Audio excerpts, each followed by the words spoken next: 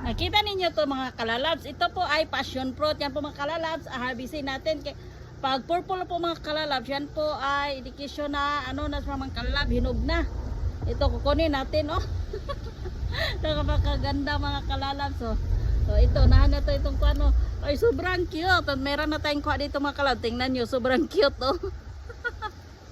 Yan, lagay natin. Kasi ibibigay ko po ito mga kalalabs. Ito, malaki.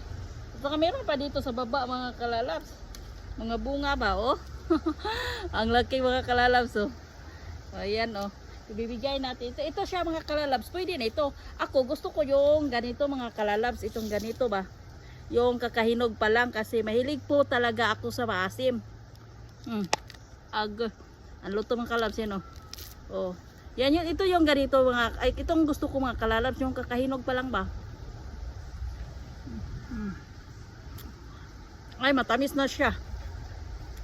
Na mas, kuhaan yung mga kalalabs, mas labaw yung tamis niya ba kaysa asim.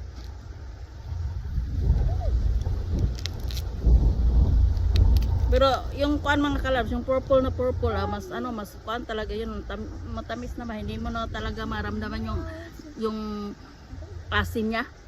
You're going up. You're going up. You're going up. You're going up.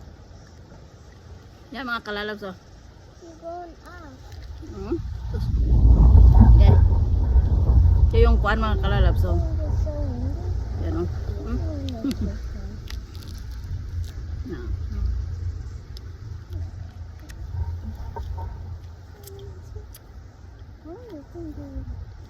So hot. It's so cute. Ito ilalagay ko sa garden. Mommy. Mayroon pa dito.